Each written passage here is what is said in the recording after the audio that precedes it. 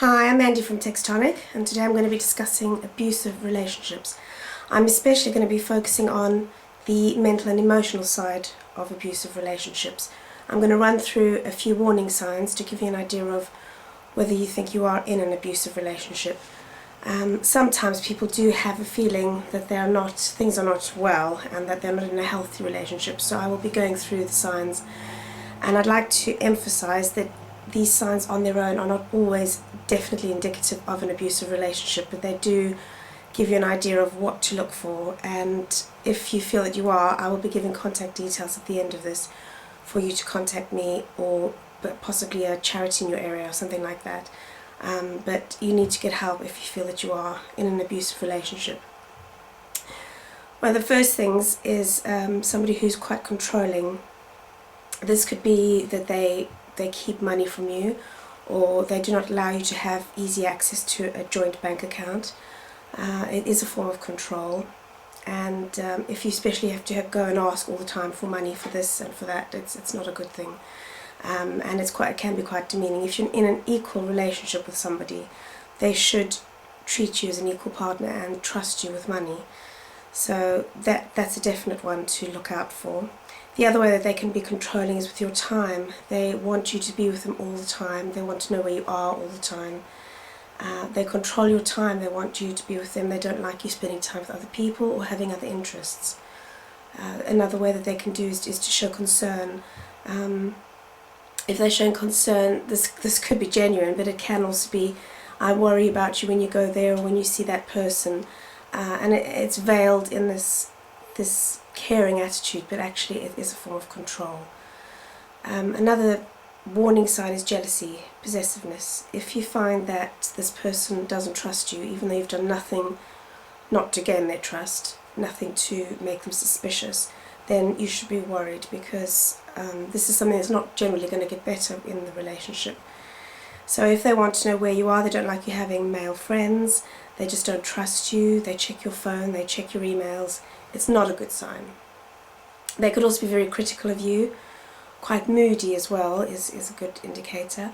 When they're critical of you, it's to do with perhaps the way you dress, or they'll make some subtle comment, or it might be your cooking, or it could be the way you clean the house. It could be silly, petty things, but this constant criticism and undermining will erode your self-confidence, and that's part of the trick.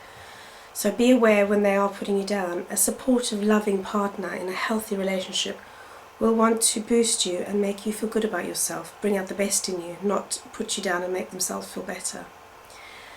The other thing that is a possible indicator is often abusive relationships. Men or women in abusive relationships, they tend to court you very quickly. So within 6 months you could possibly be engaged already, be getting married, have moved in together.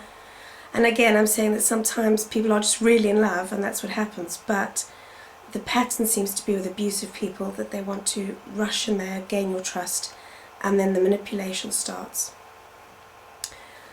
Blame shifting is another sign, and this could be that everything that happens or goes wrong is never their fault. They will always somehow manage to put that back onto you, that it was your fault. Even feelings that they have about things, they will say come because of your behaviour, and that's made them feel a certain way.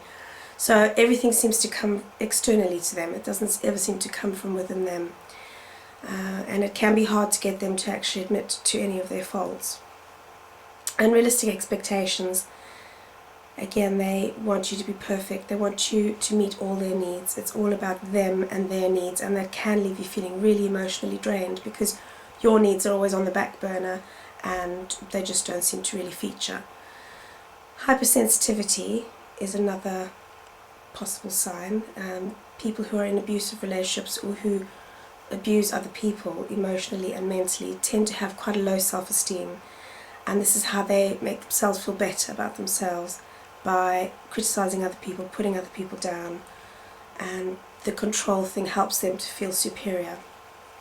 Drink and substance abuse can also be a sign, and during these episodes of substance abuse and drinking, the abuse can be worse. But again, these on their own are not signs of an abusive relationship. Somebody can be taking drugs and drinking but not abusing somebody, but it's just something to be aware of.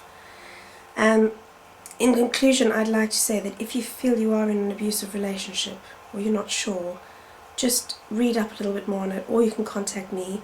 I'd be very happy to help. The website address is www.text-tonic.co.uk. It's really imperative that you get out. If you feel that your life is in danger in any way, if there's physical violence, if there's children involved, you need to claim back your power and you need to get out of there.